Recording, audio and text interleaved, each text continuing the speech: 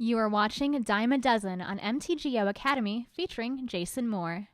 Decisions, decisions, decisions. Hi, folks, and welcome to the latest installment of Dime a Dozen. Jason Moore here with MTGOacademy.com. And we have a lot of decisions to make here in the classic Pauper format. We're talking, of course, about deck selection. There are so many different flavors of Treasure Cruise in the format. This is the game's leading Treasure Cruise format in the world. Classic Pauper, where drawing 3 cards has possibly never been easier. So it's really tough for me to decide what is the best deck for me to be playing. All of the decks that I've tried out recently have their merit, but with so many people playing Treasure Cruise and playing blue, sometimes it just makes my head spin. I think one route to go in this format is to play the quote-unquote best Treasure Cruise deck, but I personally have no idea what that is. Definitively, we're looking at Mono Blue Delver, which is the most popular and most prevalent deck in the format, but not by a huge margin. So this is possibly the best deck in the format, and this is a list that I've played. You may have seen it on camera, so to speak, in the past. Now, some of the benefits of this deck, well, I mean, it's playing incredible cards, a lot of free spells that allow it to sometimes get free wins by opening up with Delver of Secrets, probably the most popular creature in the format. Actually, I think it's categorically the most popular creature in the format. Opening with this, playing some free threats, and backing that up with counter magic of all different shapes and sizes. We've got more free threats here. And an unsung aspect of this deck is just the amount of cheap sifting through the library that is continually happening turn after turn. It seems innocuous, but it really is a big boon in terms of this deck's consistency and its ability to play 1-ofs and 2-ofs in the sideboard and reliably draw into those in a given game. So this is, if I had like a top 5 list of decks that I would play, this is probably in the top 3, if not the top 2.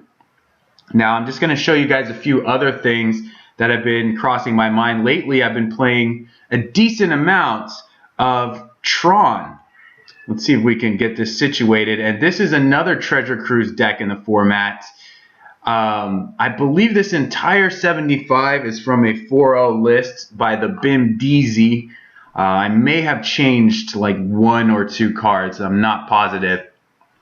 But this deck just has so many great things going for it, on top of being able to play Treasure Cruise, that it's got a lot of merit as well. The few downsides that there are more downsides for me as a player personally than I think for others, but it can be a grindier, slower deck, which means you have to be a little more wary of your clock and your decision making. There's a lot of lines of play. There's so much mana available on a given turn that planning out your turn takes longer than it does for even a Delver deck. So this is a deck that's mentally taxing. It takes longer, so your time in between rounds is going to be much shorter. That can have effects on your computer, perhaps. It can have effects on your performance as a player. There's a lot of different factors that this creates, and it's in part a reactive deck in many of the matchups. So that is also another thing that makes it a little trickier to pilot optimally. I think this is a more skill-intensive deck, and it's not going to have as many free wins as something that's more proactive or can win faster, in my opinion. You're not going to beat somebody 1 turn before they combo off or something like that, just out of sheer speed. So this is Tron. This is another one that I would consider, but I think when it's paired against the other options in the format, this isn't my first choice. So in terms of other Treasure Cruise decks, another popular one, actually more popular than Tron right now, is Blue-Red Control. This is a list of Blue-Red Control that I've been messing with. And this one's really fun to play. It harkens back to the Blue-Red Control I was playing that had Frostburn Weird over Seagate Oracle. Is also playing Thought Scour and Stagger Shock over some of the other permission options. And this is also a solid deck. It seems fun. No, I'm sorry. It's fun and it seems like a solid deck. I haven't put as many hours behind this one to really confirm that. But again, it's slightly more reactive than something like Mono Blue Delver, though you can get pretty aggressive even with a pair of Seagate Oracles, maybe a Flip Delver and a Muldrifter or two. You can have tempo on your side, though you're probably not killing very early with this deck. This deck is meant to draw things out, to stretch the game out, one-for-one various resources, get some card advantage in there. So all these Treasure Cruise decks, it's really hard to figure out what's the best option. There's, of course, Dimir as a newer option, and there are other Treasure Cruise decks in the format as well. This card is ubiquitous right now, but so is the color blue. So we have to ask ourselves, is there any merit in not playing blue and subsequently not playing Treasure Cruise? And that's the question I'm going to try and answer today, because I'm going to be playing a mono red deck. So not to do a little switcheroo or show all those previous decks as a red herring or anything, I just want to juxtapose what's going on the more popular side of things with what we're actually going to try out. This is Mono Red Goblins. You've probably seen it. Certainly, I've piloted it a number of times. One of my higher played decks in the format. It's an aggressive choice. It does have built-in card advantage by playing things like Goblin Matron, Death Spark, Mog War Marshal, and Sparksmith. So that's sort of our controlling aspect of the deck. And then we also have these very aggressive options like Foundry Street Denizen and Goblin Bushwhacker. Now, Matron does a great job in making us more consistent. We draw Goblin Bushwhacker a lot more thanks to Matron, which is really cool. But she does so many other things as well, including getting us direct damage if we need it. We've got a Singleton Tarfire, good old shock. So another real benefit to this deck is that we get 4 copies of Pyroblast after board. And I think that's actually a really big deal right now. I think this is probably the best sideboard card in the format. Definitely right now. I don't mean of all time or anything. But it makes sense that this card is very effective at the moment. We also have Relic of Progenitus, which I think can help against the versions of Dimir that are heavier on the graveyard. They're more reliant. They play Accumulated Knowledge and Mental Note and Thought Scour, and they play at least 8 Delve spells. So they really fill up that graveyard. And I've been facing a number of Exhume strategies as well. Now that Treasure Cruise is such a thing, and that's an understatement, people really want to fill their graveyard, so Exhume is somehow being considered more, even though it hasn't been competitive in the past. So you never know, things might change. I'm not really going to go over this deck too much. I'll just do the typical kind of summary of how we want to play this. We've obviously got a low land count and a low converted mana cost. I'll go back to the pile display, and that'll show you guys that the vast majority of our spells cost 1. Actually, Goblin Bushwhacker is a 2-drop in this deck. You're never going to cast it for 1 unless something's really going horribly wrong. So we want to open with one of these creatures that can attack for 2. Denizen can actually attack for 3. So that would be a Denizen, a Cohort, or a Mog Conscripts, which are Both of those creatures are 2/2s for 1. Then we're going to follow up with probably a pair of 1-drops. Goblin Sledder is a possibility. We can also do the 2-drops like a Mog War Marshal. Get a nice board position where we can swarm them, and then Bushwhacker, give everything +1/+0, and all of our creatures for that turn will have haste. And that can deal a ton of damage. If that's not already enough, we can knock their guys out of the way with Sparksmith, and we can burn them out with Death Sparks, Lightning Bolts, the aforementioned Tarfire. And if we need to even go further than that, we can chain Goblin Matrons or do all kinds of wacky stuff by tutoring up different creatures. Out of the sideboard, if we're facing burn or something really aggressive like the Mirror, we do have Life Staff. We have Electrickery for hexproof and small creature decks like Goblins or any type of tokens match up. We've got a couple Smash the Smithereens for the Affinity deck. We've got Flaring Pain to counter Circle of Protection Red, Prismatic Strands, Moment's Peace, any fog effect. We've got Relic for graveyard strategies, Sparksmith for creatures, and of course, this big bad mama in red robes shooting fire out of a coat rack. Alright guys, it's time to flip and battle, so let's flip and do it here on Dime a Dozen. Welcome to the 2-man queues. We have sadly lost the die roll, but we have a keepable hand and our opponent has mulliganed, so we're going to keep this. We're going to have 6 power on the board by turn 2 if all goes well. And we have Sparksmiths and stuff. See a fetch land, that's a very common play these days. I'm going to lead on a Mog Conscripts.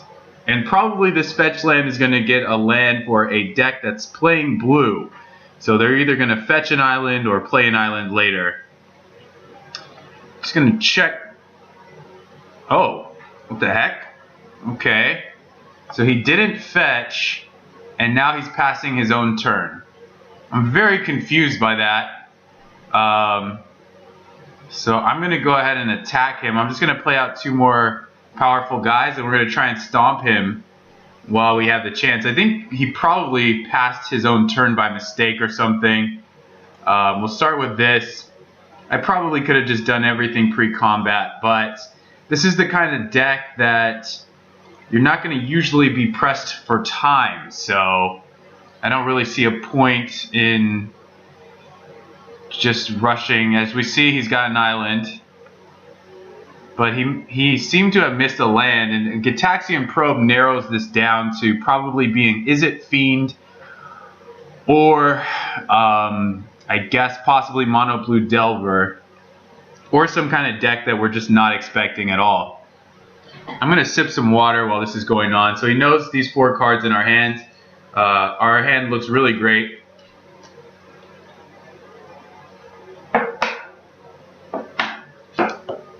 Sorry about that, just scarfing down some water. I guess we're going to go with Mog War Marshal here. We could play out a Sparksmith, but this is more damage. We're not going to pay the echo cost, however. So let's just go ahead and hit him for 6. It's going to be very unlikely that he can sweep the board in the next 2 turns, so he's looking in pretty bad shape. So because he has Evolving Wilds, I have to believe that this is probably Is It Kiln Fiend .deck. Now we did get the first game, which is great because that gives us game 3 on the play. If it is, I mean, we're kind of just guessing at this point, but if it is Kiln Fiend, then I think Death Spark is not a great option, but Sparksmith is. And this is going to be a game where we have to be pretty quick. I would love to board into these Pyroblasts, but we're kind of doing it blind. Pyroblast might be better than Foundry Street Denizen at this point. Denizen Doesn't attack well into Nivix Cyclops, I suppose. And it's a card I typically board out of in a lot of attrition matchups because the games are going to go longer most of the time. So I think I'm just going to board in 4 Pyroblast. I'm assuming it's Izzet Kiln Fiend. This at least stops his Treasure Cruises, his Delvers, and his Cyclops. So I guess we'll try it like this and see what happens. And we'll check to see if he's playing first and he's mulliganed to 6 cards. We do have 4 lands, which is not great. Oh wait, okay, never mind. He's keeping 7. 4 lands is not great, but we have 2 ways to deal with his creatures, so I'm going to keep this. Kind of sad if we don't have a turn 1 play, but we did board out of 4 of them. So it's very unusual not to have a turn 1 play. We still have about 15 or so 1-mana creatures. So yeah, really insane. Here comes a Ponder. Let's see what he does with it. While I drink water, my voice is falling apart here.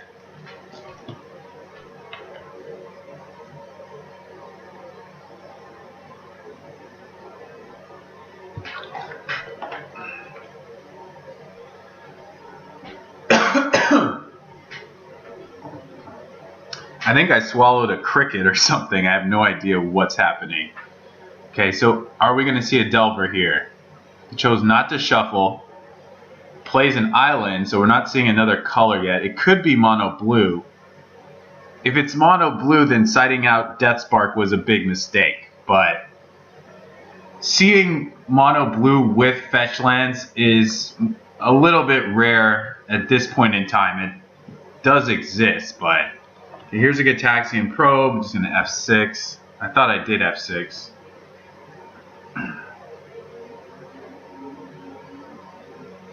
I guess he's trying to find a Delver. He may be holding up Hydroblast, but I still think I'm going to play a Sparksmith. I mean, maybe Mogg War Marshal's better. But next turn we're playing Goblin Matron, so I guess if next turn he plays Mountain Cyclops, I'm going to cast Flame Slash on it anyway. But if next turn he plays Mountain Kiln Fiend with protection backup, having that Sparksmith is going to be really important. I still feel like he's Izzet Fiend, so I'm going to play Sparksmith. It's a little less of an aggressive play, but there is some reasoning behind it, like I just mentioned. If he plays Kiln Fiend with Apostle's Blessing backup, we're going to regret it. But we see there's a Hydroblast. Now he's conserving his mana a little bit. He's playing more of a control game so far. Alright, well, I'm just going to go for a Goblin Matron because we're going to set up War Marshal Bushwhacker. He missed a land. So that's good. He might counter this as well. Either way, we're going to try and use our mana. So we'll definitely say yes. We'll get a Goblin Bushwhacker. That also gives haste to our Sparksmith. So that's a thing. Okay. If he continues to... Oh, there's his land. We have a Flame Slash for the Cyclops. So we were right.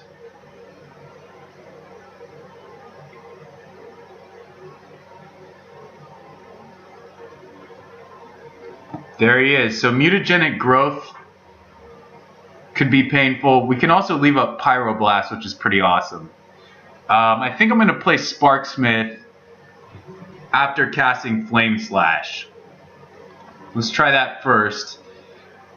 This is our only answer to Kiln Fiend. Well, not our only answer, but... So that worked. And we have Pyroblast up, which is pretty great. So we're playing a little more cautiously, and that's just because they have the potential to just absolutely wreck us. with a well-placed Apostle's Blessing or whatever, that can really just end the game.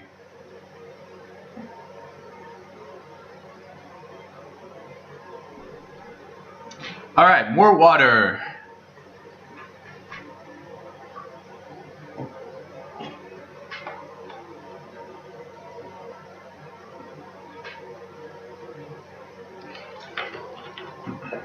Alright, we're just going to go nuts here. We have one Pyroblast to back up. Hopefully he doesn't have double Hydroblast. I suppose it's possible.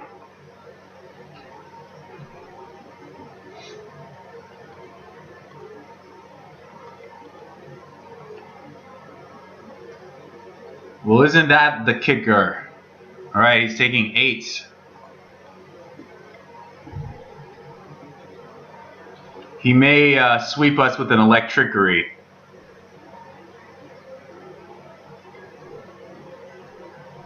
Uh-oh. Well, no more answer for that card. So should I pay the Echo cost? I think I will.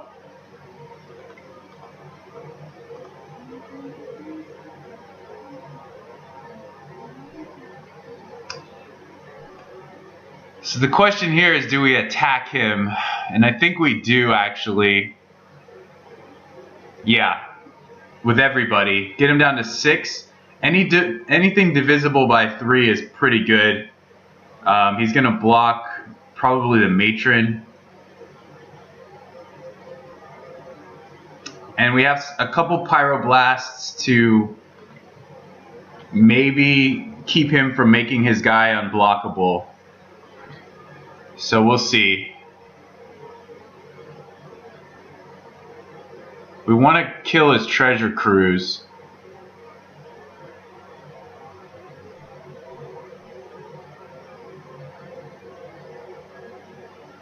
And he wants to get through. Oh, he doesn't have a falter effect. Awesome. Okay, we're going to counter this.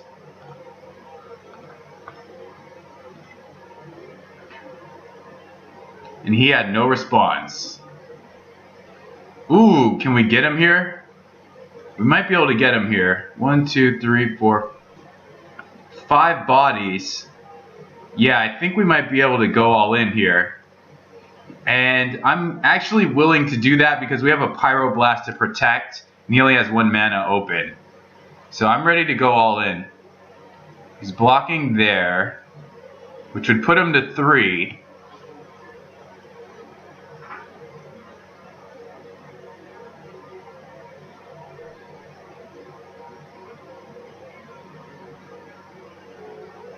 So I have to sack the War Marshal to the Matron. That's 3. Then sack the token that gets made. I have to sack everything. Well, I think we're still gonna go for it here. So okay, I sack this token, this War Marshal to Matron. That's 2 and 1 unblocked. I sack the Conscripts to the token. That's 2 and 2 unblocked. Yeah, I just sacked my whole board. Alright, I'm going to do it. Because he could untap and Electrickery me or something like that and actually make a game out of this. So I'm going to go for it.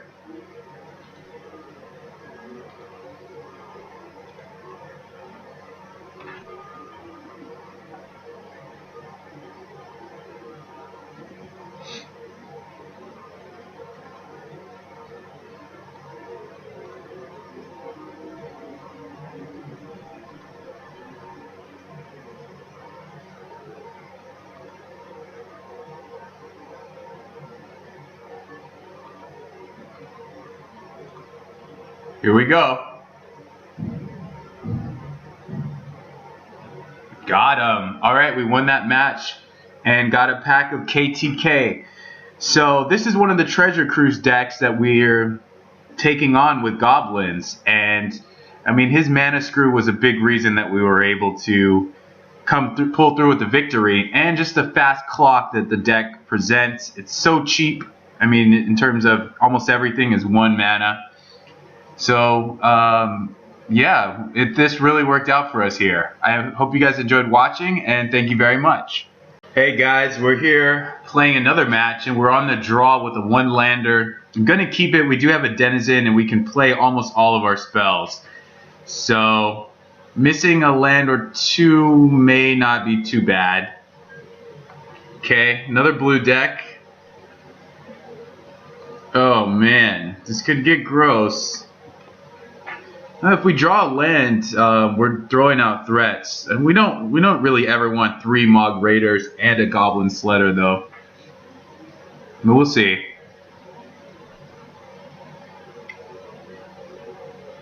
Whoa, a blue Infect deck. Think I'm gonna try and kill that. Play around Daze. He may have... Well, Mutagenic Growth doesn't do it. Cool.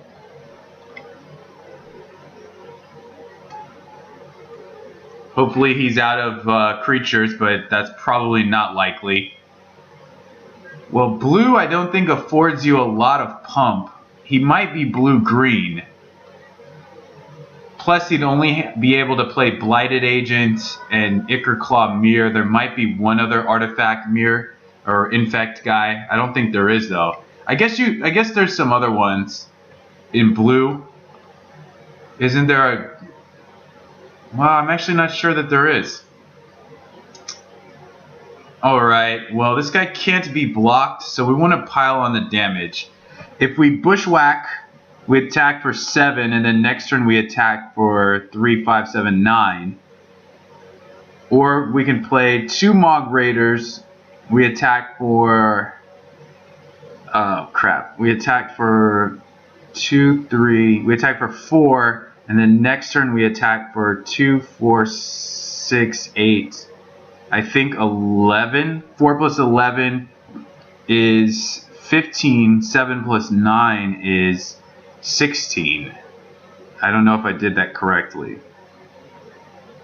Raider, 2, 1, 3, 1. So we attack for 4. Then 2, 4, 6, 8, 11. Alright, I guess I'm just going to Bushwhacker. It seems like it's going to do more damage, assuming he does not block. 16 drops him down to 2. And if we draw another land, he's actually going to lose next turn, I think.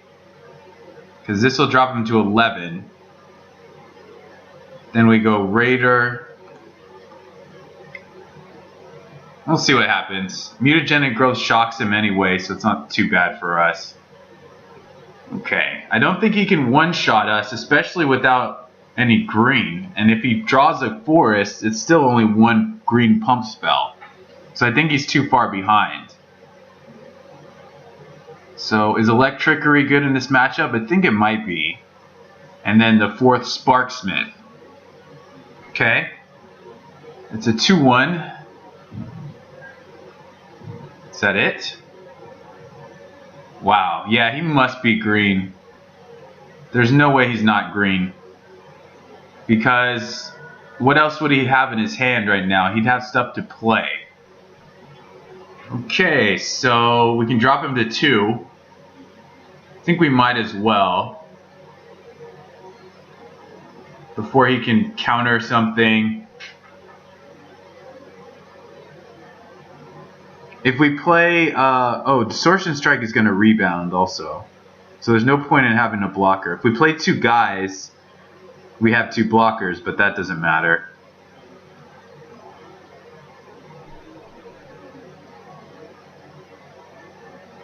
Yeah, I guess we'll just Bushwhack now. It does let him know that he has to win next turn, but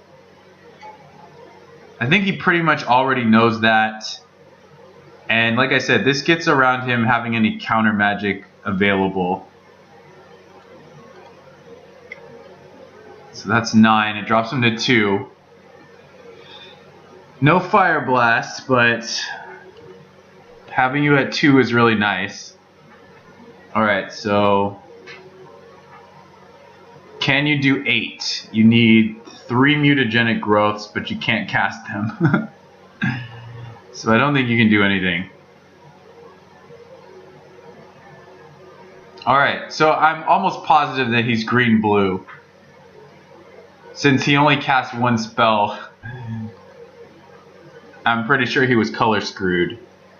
So I guess we're cutting Denizen again.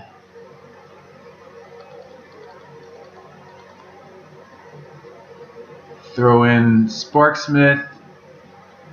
We have 3 Electrickery. We could also bring in Smash to hit the Ickerclaw Mirror, but I think it's a little narrow. I think we're going to like Electrickery more than Smash. So we have a lot of burn for him, and that's basically what we want, is we just want to kill everything in sight. Never let him get a chance to poison us. So he's going to play first. This hand really kind of sucks, so I'm going to mulligan this. There's no removal. There's too many lands. 5-lander in many decks is already a mulligan, and it's certainly in Goblins. So I'm going to mulligan. He went to 6 as well. And this hand's great, so we'll keep it. 2 removal spells.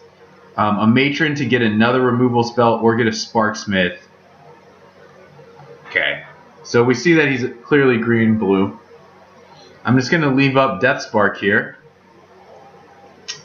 I'm going to try and not bury it, but there's a chance that we will. If he mutagenic growths, then we got to try and... Oh, he's got nothing. So I guess next turn he's playing Cyst Bearer. I'm going to go ahead and Bushwhacker him. Even if he counters it, it's fine. We're not really being aggressive. I mean, our game plan is not to be aggressive, but if we can do some damage to him, all the better. He's you know what? He might just be waiting to protect his guy with a protection spell, which also means that our Death Spark. Oh, what the hell is going on? I don't know. Well, I'm gonna go get a Sparksmith, I think, or I might just get another Matron. He does not have a creature, I guess.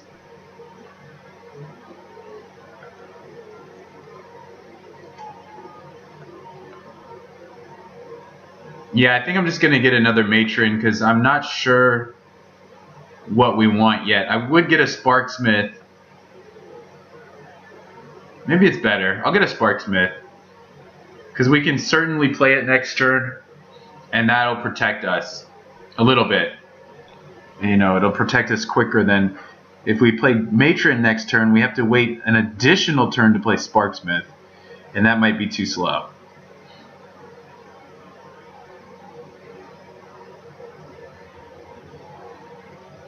Okay. So now we're going to see if he was missing a creature. Okay, so I think he just wanted to protect his guy. So now we got to try and Flame Slash it. Oh, now we don't have to waste the Death Spark.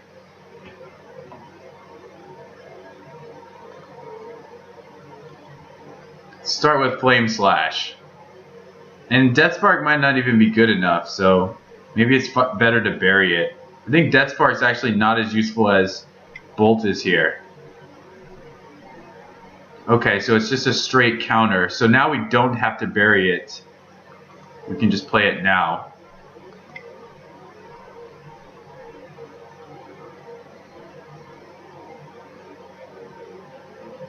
So he's going to use a mutagenic.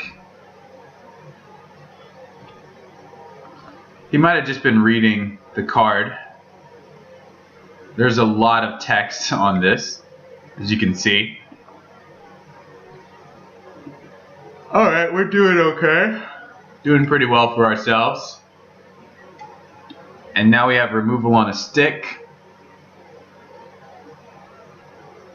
And our life total doesn't matter. So it couldn't be any better for us.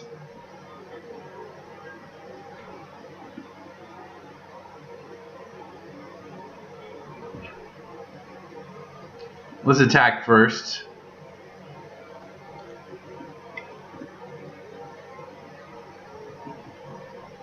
Very slow progression of our board. I don't think we need to play out any other lands, but we'll see. Kind of good with Death Spark. And with Matron too. I think the Matron is a win. For Bushwhackers, 4, 6, 8, 11, 13. I think it's 13 exactly. I don't think we need to show him this land, so we'll just go ahead and attack.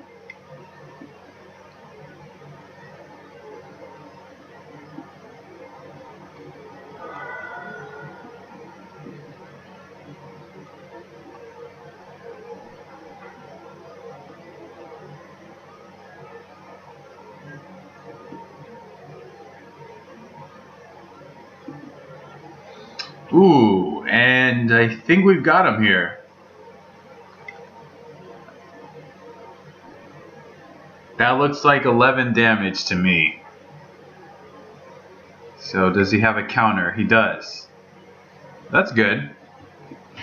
But I do get to attack with my Goblin cohort. So that's 5.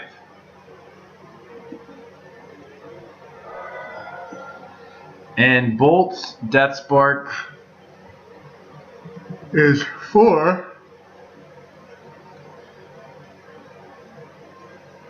And I have 5 on the table. So he has to play a guy. Or remove a guy.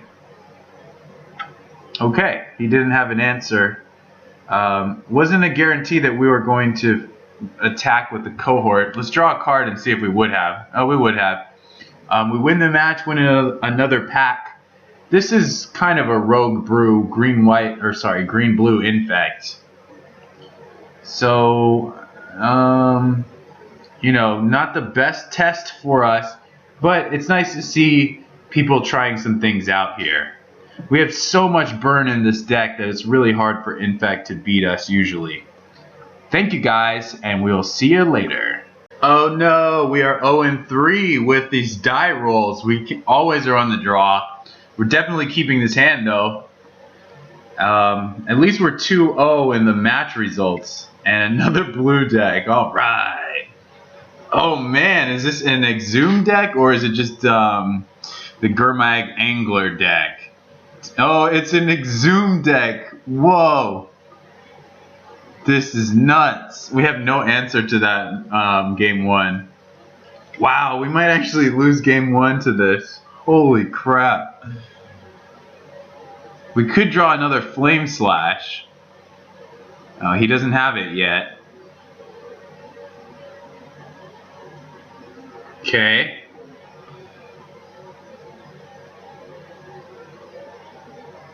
Man, I haven't seen this deck in a long time. Well, there's his black source. Oh, man. Oh, and that's not enough to kill his guy either. So I think I'm going to Bushwhacker and then next turn Matron for another Bushwhacker. That seems better. I guess I could bolt him and cast Goblin Sledder.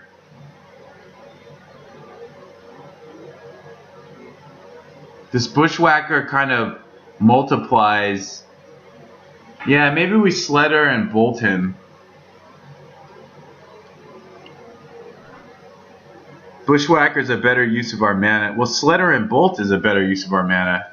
He probably has the Exhume though, so I think I have to hold the bolt in hand.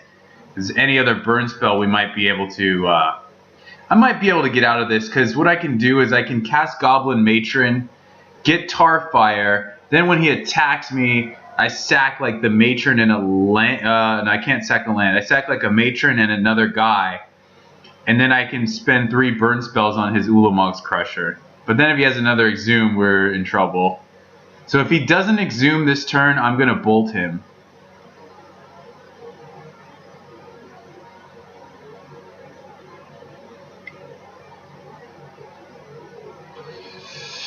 Okay, so I could sack my own guy just to get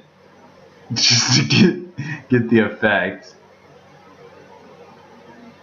Actually, if we attack into the...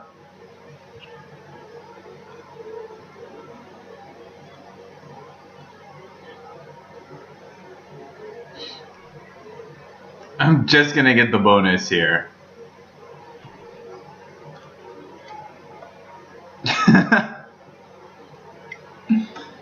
Okay, so he's tapped out. We know we can get his guy if he blocks, but that means we just have to throw Goblin Sledder into the fray.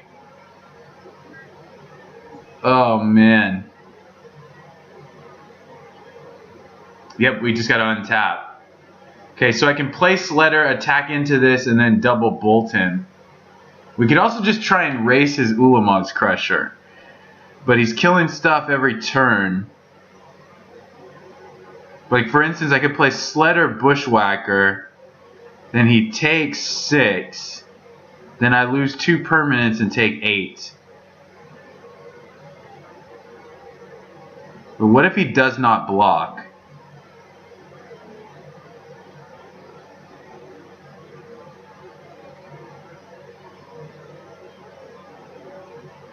Maybe I matron for Tarfire.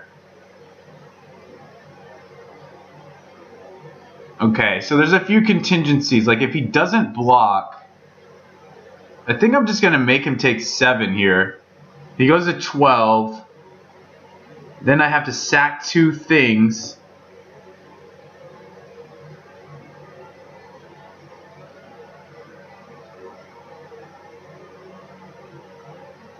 I mean, do we think he's going to block?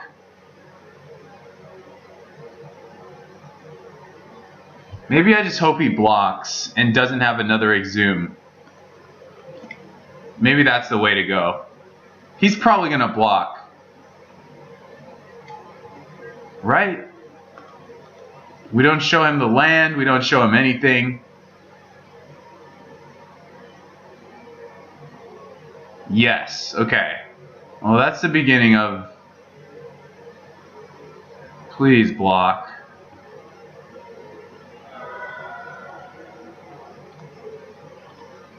And I hate to do it, but we gotta do it. I mean, if he doesn't have another Exhume, we're in a decent spot.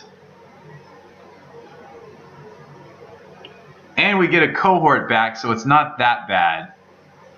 I mean, it's still pretty bad, but he's stopped on his own upkeep.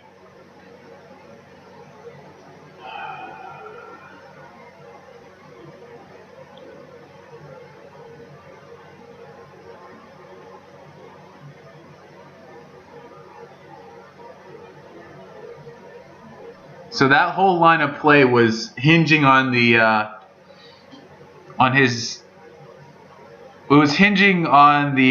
decision for him to ultimately block. There were so many different things we could have tried. Like if I didn't think he was going to block, because if he doesn't block there, we wasted our turn. We played 1 Goblin Sledder, didn't play a Bushwhacker, and we're sitting on 2 burn spells that don't quite kill his guy. Alright, he's got another one. So now I think we just have to try and race this, but I don't think we can do it. Man, this is so tough. He's going to treasure cruise. Interesting.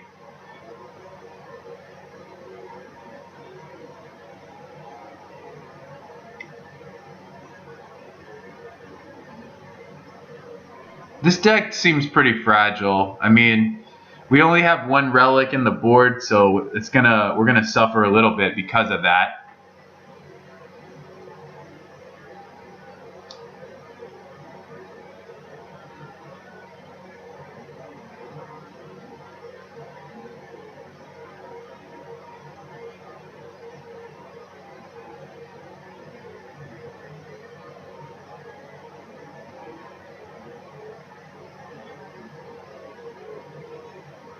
Man, I gotta do math now. It's very annoying. So I can matron here for another Bushwhacker. You know what? I can matron here for a War Marshal. Then when he attacks me, I sack the matron and 1 Goblin Sledder.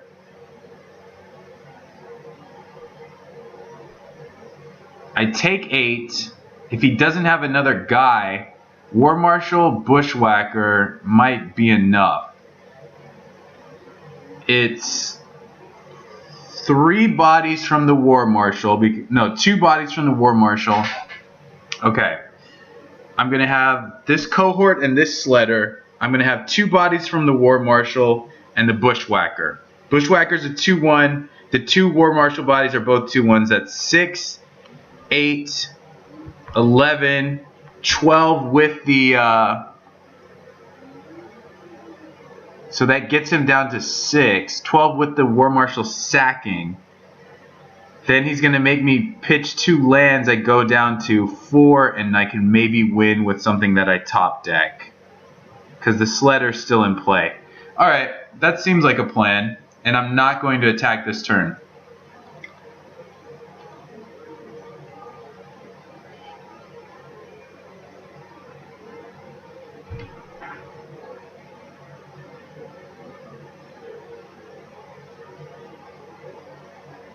Alright, we might be able to survive. This is crazy.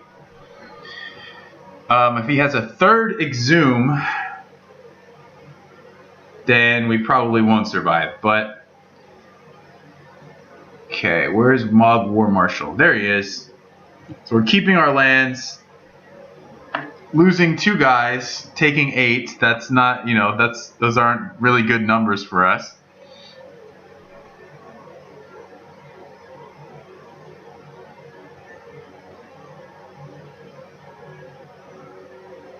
But he loses a blocker, so that's a benefit. I mean, he's probably just going to draw some cards and do whatever.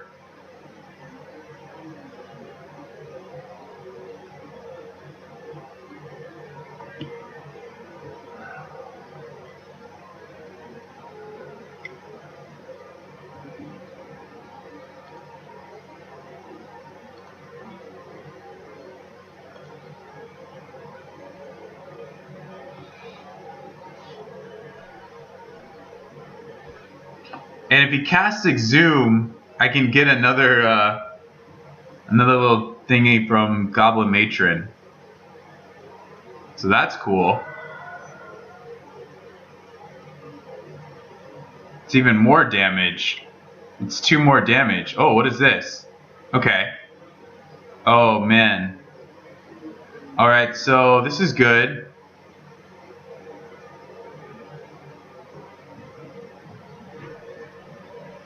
Okay, I think we can win because he can't do direct damage to us.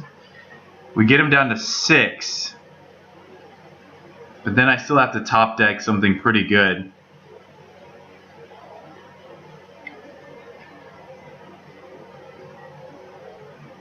A Delver? No! Why? So that flips, we go to 1. He's probably blocking with it. Damn. That's lame. So that saves him 2 life.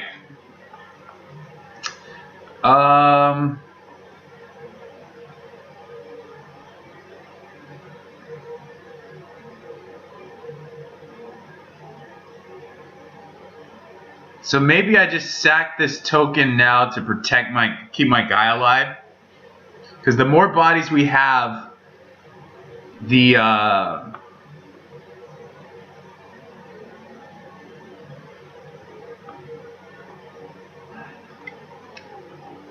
more we can sack to win next turn. So we'll see if that works. I can also just play the cohort, sack 2 lands, and then next turn I have the Bushwhacker. That's also something I can do. But we also want to get him in burn range and stuff. So, because we're going to sack 2 lands for sure. Okay, so hang on. Am I sacking this token now to make the sledder bigger?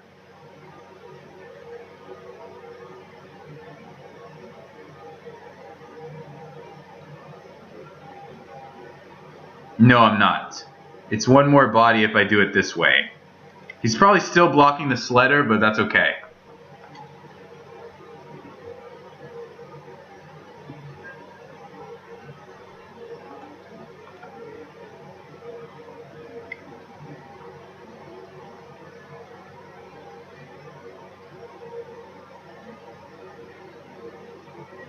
So even if Delver flips, we're only going to 1. Okay, that's fine. I think we're still sacking this here, though, because, yeah. And we have to keep the Sledder alive.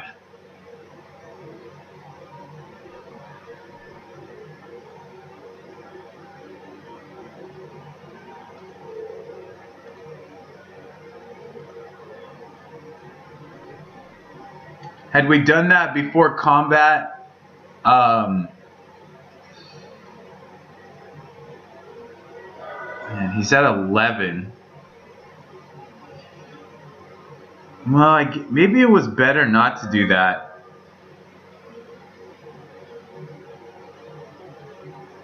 I can also block. If I draw another Bushwhacker, we're in good shape. If he casts Exhume again, I think he loses just because I can get Matron and get another... I can cast Matron and get another flippin' Bushwhacker. I think that wins for us. I might have messed up there because he should have taken a lot more damage. But I wanted to keep that alive.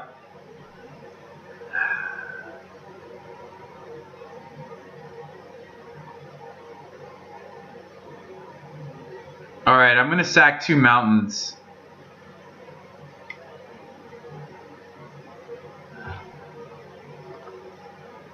After that, I'm going to start sacking guys. Okay, I'm at 4. I can have a couple blockers up. Even with his Exhume plan, he didn't... He's still like hard pressed to actually win. It's not an easy win, and he got that on the board on turn 3. I killed 1 because he blocked, but I'm trying to kill him, so yeah, I'm gonna try and have a Bushwhacker.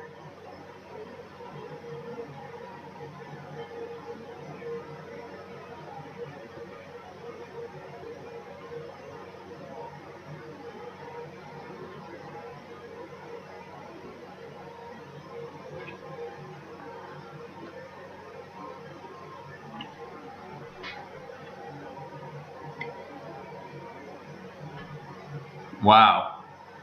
His whole deck is just draw.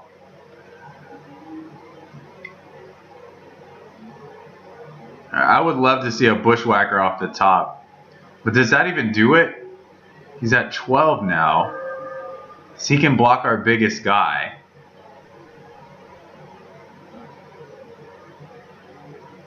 So disgusting.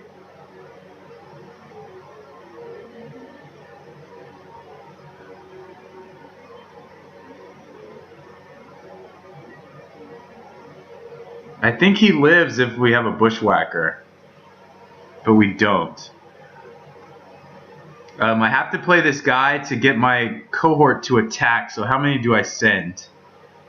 I think I leave 1 token back. Then again, he might block the Sledder.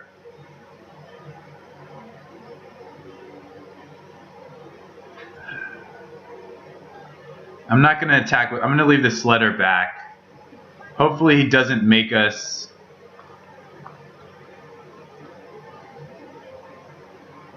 use it. And then next I'm sacking a land and like a token. And I'm blocking the Crusher.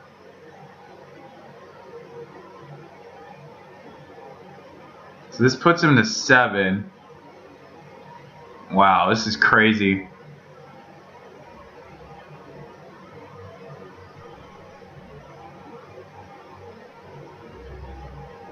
I can also make a cohort so big that his Crusher dies, but that doesn't seem like a good enough plan.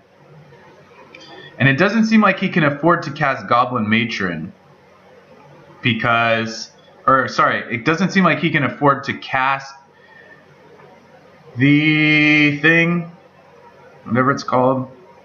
Ooh, okay, I like this. Exhume because I get Matron and I get Bushwhacker back.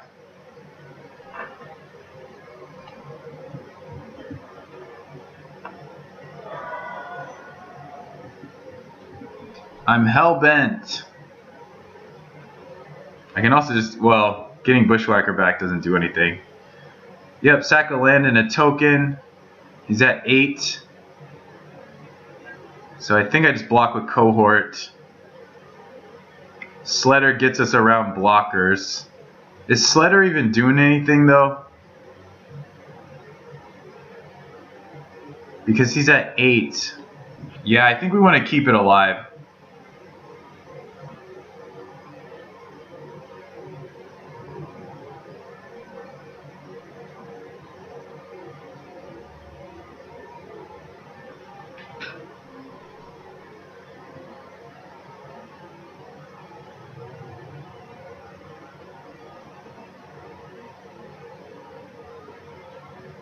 It makes some of our draws better, like War Marshal.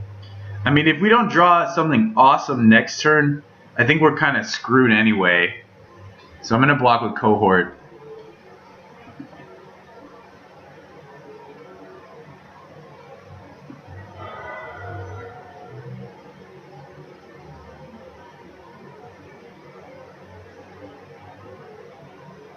We're probably going to have to do something crazy like sack all our lands next turn.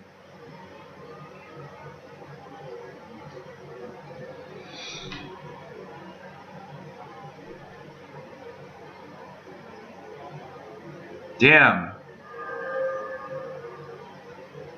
That actually, well, Bushwhacker still wins.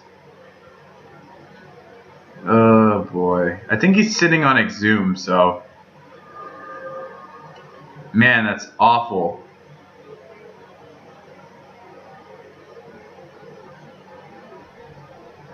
I don't think we have any outs now. Because Bushwhacker's only 6. We have to block. We have to sack 2 things. Wow. There's got to be a way I can do this where Bushwhacker's still an out. But there isn't. I don't think we can win. I think we just lost.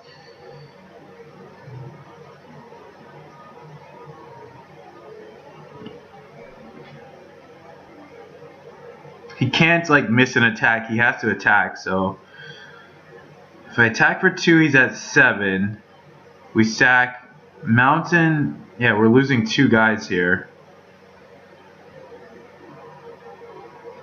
I guess we just sack lands and keep trying to get lands or keep trying to get creatures.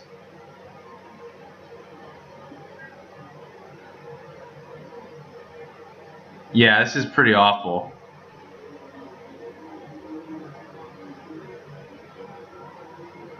Sacking lands doesn't actually do it though. I don't think we can win, but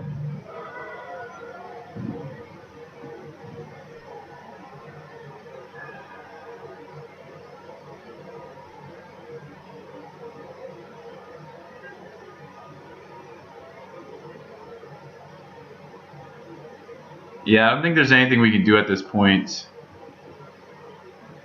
We're just delaying the inevitable. I mean, maybe there's a chance. No, there's nothing we can do.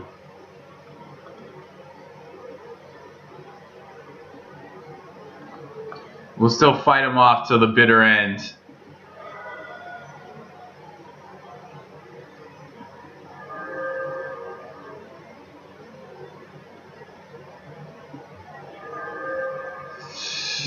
Gross. We're losing 2 permanents. That's alright.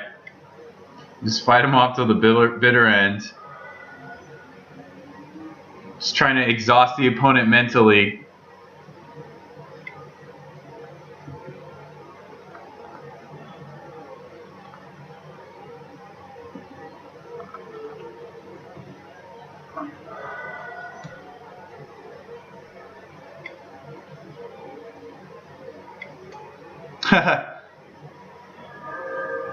Nice.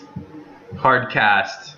That's how long this game lasted, so no shame in losing to this pretty interesting novelty strategy. Hopefully we can draw some relics next turn, next game, and rough him up that way. Alright, so let's go to sideboard. So a lot of this cheap pingy type stuff, attrition-y type stuff, I think we want to get rid of. Probably even the Tarfire. We definitely want Relic. We may also just want Pyroblast, but I don't know in what number we want them. I mean, he still has Delvers in his deck. If we can get a Sparksmith and enough creatures down, we can... Yeah, Sparksmith seems like it's still useful. Maybe I cut Denizens, but we still want to be fast.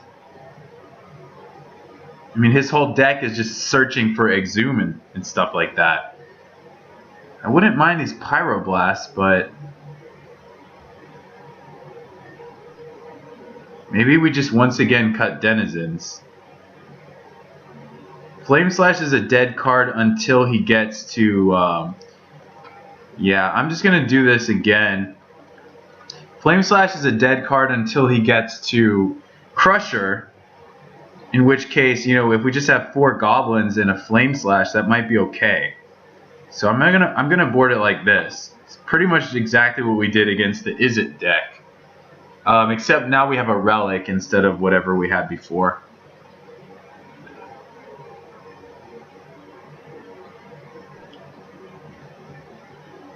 Four Pyroblast, probably excessive, but there's no Relic in this hand, and we only can cast one of our creatures.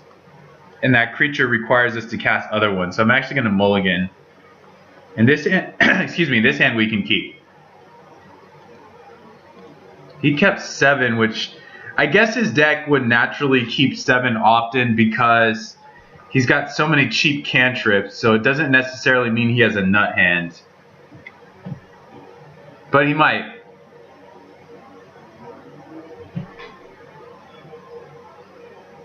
Okay, well, we're not going to leave that up. You can pick up a Bushwhacker and maybe close this game out immediately. Yeah, he's still fishing for lands, it appears.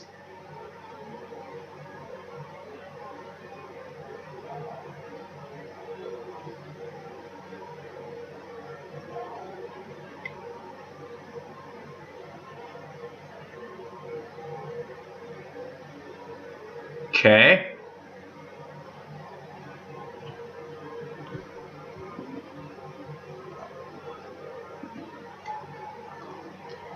I'm still going to cast Matron. I'm going to get Bushwhacker. So I think he's too slow this time. He takes 3. We can protect... Well, okay, he may have like a Shrivel or something. So if he exhumes, we get a Mog War Marshal. That's pretty good. And he gets a Delver. Yeah, I think he's in trouble. Unless he has a Shrivel. Still goes down to 10 next turn. We have a Bolt to drop him to 7, but...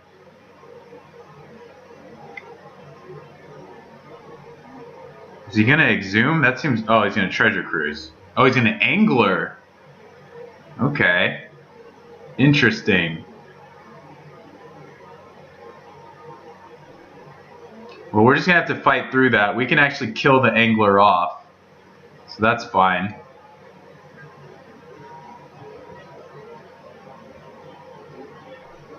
Sledder's not bad either. Maybe we do that. Him having a 5/5 right now is not terrible. The only thing that is terrible for us is if he has a Hydroblast.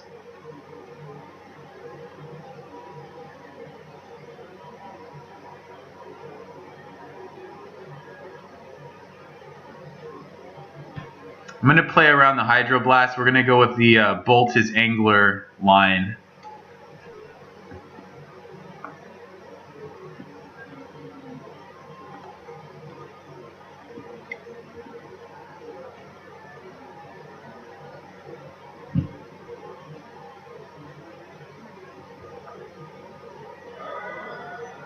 Might actually just be better to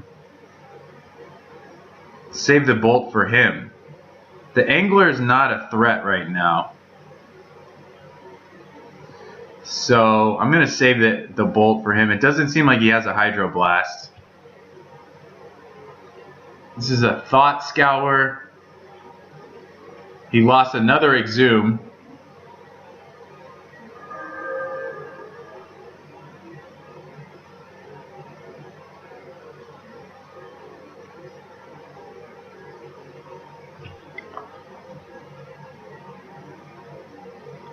I'm going to counter that.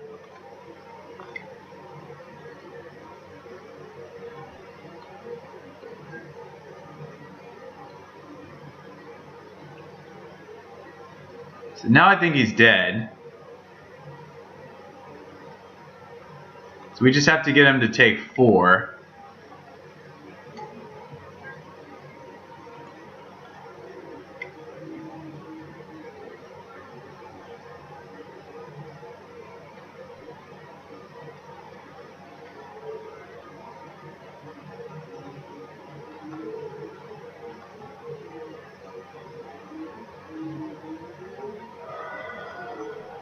See if this works. We actually probably should have pumped her, because if he kills her and then casts Exhume later, we get her and a Bushwhacker.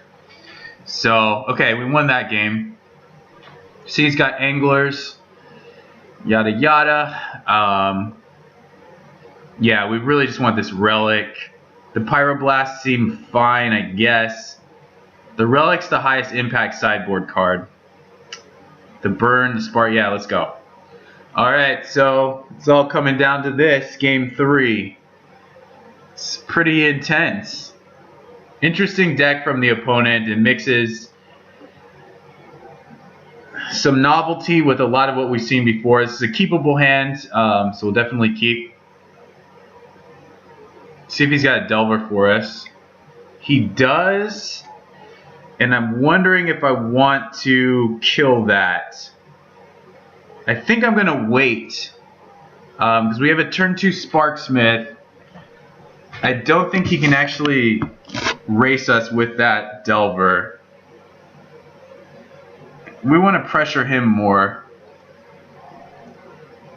So I'm going to wait.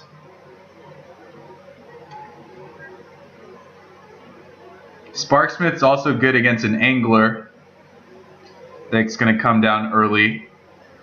He might have actually boarded out of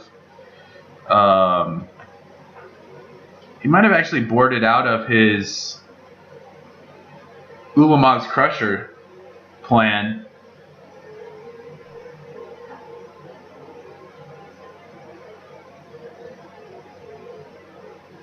I mean, he's definitely flipping here.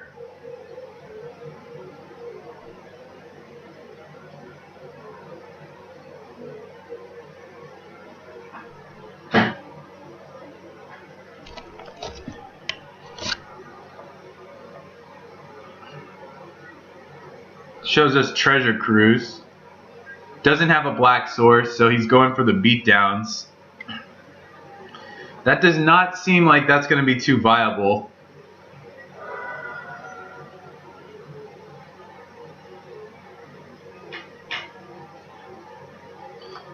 Alright, let's attack first.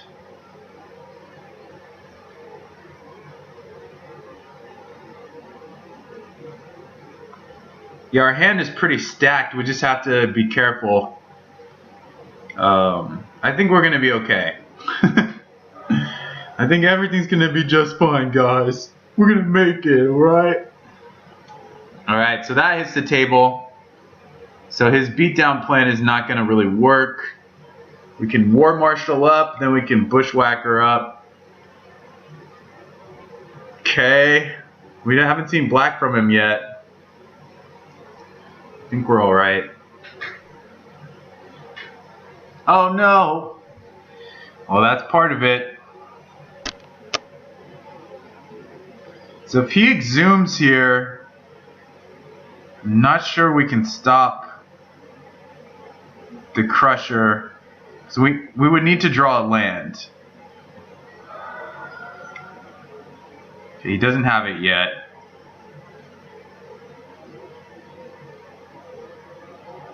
Okay, he's gonna have it next turn, but by that point we can kill the Crusher. Okay, he's gonna angler us.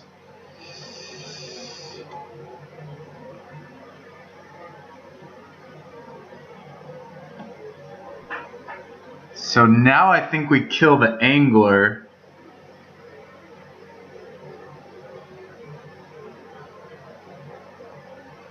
Then we lose a flame slash though.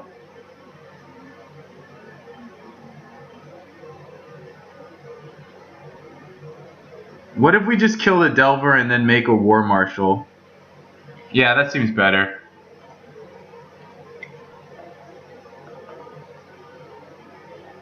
I think we can beat this. His Angler doesn't do anything to us, and then he's got a real problem with Sparksmith, and even if he makes another guy, if he makes a Ulamog, we can kill it. We have we have the technology. Alright, so he's gonna Treasure Cruise pretty soon, but he's also facing like a lot of damage on our end.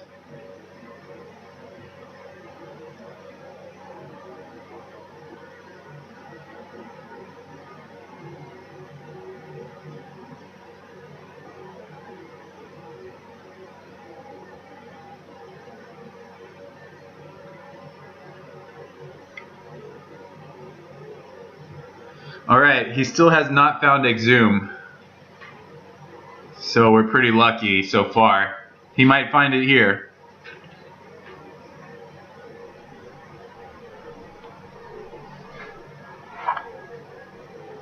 I think we're looking very good. Not very good, because we're missing lands and we could use some lands, but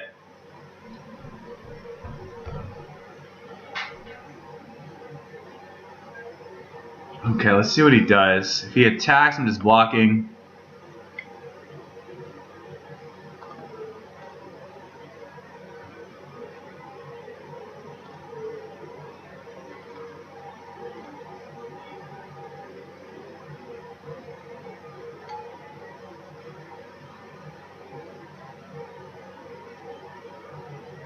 Okay, we're gonna take 5. Oh, here comes Exhume. Alright, we can kill the Crusher. Oh, maybe he's just sitting on something. We see a Dispel.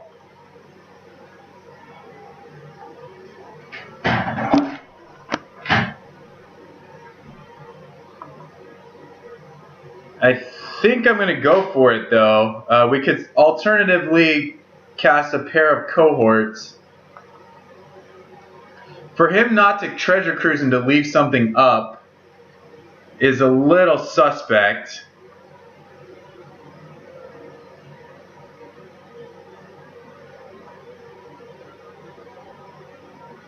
We also don't need to kill this yet.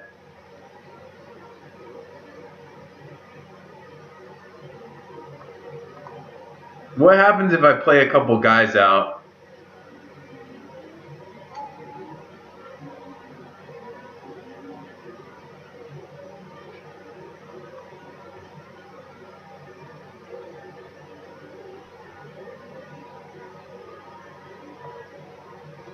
Alright, let's try it. If I play the Cohorts, I'm going to lose another life. So if he has an answer to this, that's fine, but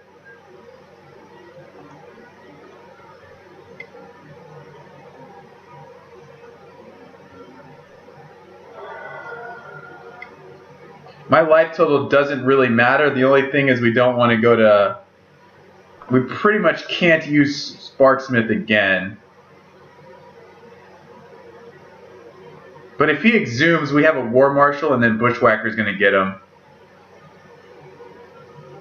So I'm pretty sure, I think we have this.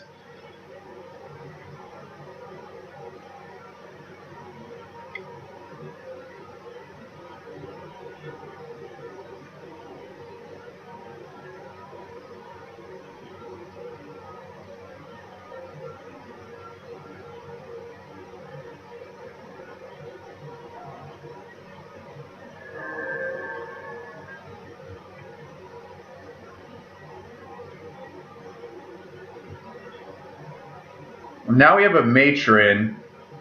I think I'm just going to go for the Bushwhacker. 6, 9, 12, 14, 16. We're one short, but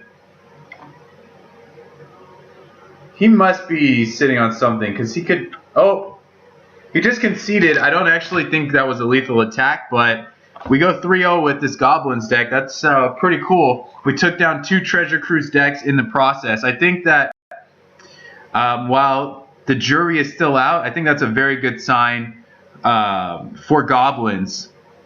It's definitely an argument in favor of the deck, and I'm going to consider heavily taking this into a daily event for next time. So if I can make that work schedule-wise, that's, I think, what we'll be doing. Alright guys, let me know any questions, comments, or concerns you may have, and thank you very much for tuning in to Dime a Dozen.